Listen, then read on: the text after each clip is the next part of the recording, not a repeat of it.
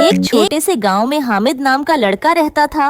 हामिद एक दियानतदार और मेहनती लड़का था, लेकिन वो बहुत गरीब था। उसका वाहिद उसासा एक पुराना बैल था जिसका नाम राजू था। राजू हामिद के लिए बहुत खास था क्योंकि वो उसे अपने वालिद से विरासत में मिला था। हामिद अपने खेत में मेहनत करता और जो भी थोड़ा बहुत अनाज उगाता वही इसकी रोजी का जरिया था। एक दिन हामिद के खेत में कुछ अजीब हुआ। उसने देखा कि उसकी फसलें खराब हो रही हैं। न जाने क्यों सब्जियों के पत्ते सूखने लगे थे और अनाज कमजोर हो गया था। हामिद परेशान हो गया क्योंकि यही फसल उसकी जिंदगी का वाहिद सहारा थी। इसी दौरान एक चालाक और लालची ताजिर करीम गांव आया।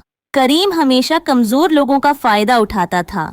वो लोगों की जमीनें और मवेशी कम कीमत पर खरीद कर खुद अमीर बन गया था। करीम को पता चला कि हामिद की जमीन खराब हो रही है, तो उसने फौरन मौके का फायदा उठाने का फैसला किया। करीम ने हामिद से मुलाकात की और कहा, हामिद, तुम्हारी जमीन खराब हो रही है। अगर तुम चाहो तो मैं ये जमीन और तुम्हारा बेल खरीदने को तैयार हूँ।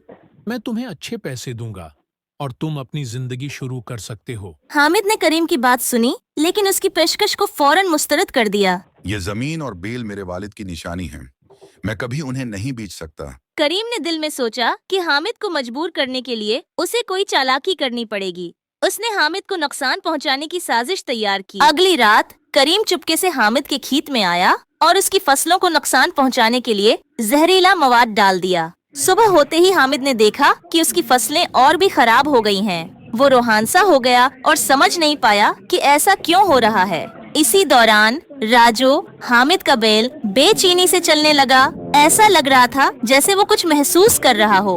राजू हामिद को खेत के एक कोने की तरफ ले गया जहां जहरीला मवाद पड़ा था। हामिद ने हैरत से देखा और समझ गया कि ये किसी की साजिश है। हामिद ने गांव के बुजुर्ग हकीम साहब से मदद मांगी। हकीम साहब समझदार और तजर्बाकार थे।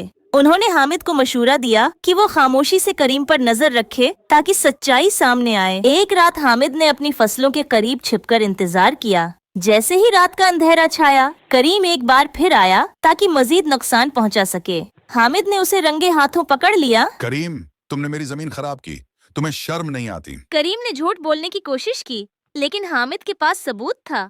गाँव के लोग भी इकट्ठे हो गए और उन्होंने करीम की हकीकत जान ली। गांव के बुजुर्गों ने फैसला किया कि करीम को अपनी हरकत का जुर्माना भरना होगा। उसने हामिद को उसकी जमीन के नुकसान के बदले काफी रकम दी। हामिद ने उस रकम से अपनी जमीन को ठीक करने का सामान खरीदा और मेहनत से दोबारा फसलें उगाएं। जल्द ही उसकी मेहनत रंग लाई और उसकी जमीन पहले से ज्यादा जरखीज हो गई। करीम को गाँव से निकाल दिया गया और हामिद को सबने ईमानदारी और दियानतदारी का इनाम दिया। हामिद ने गांव के बाकी लोगों को भी ये सिखाया कि मुश्किल वक्त में हिम्मत और सच्चाई का दामन कभी नहीं छोड़ना चाहिए। ये कहानी हमें सिखाती है कि सच्चाई और दयानतदारी हमेशा कामयाबी का रास्ता दिखाती हैं, जबकि लालच और धोखाधड़ी इंसान को जिल्लत की तरफ ले जाती हैं। Sure to like, share, subscribe our channel. Thanks for watching.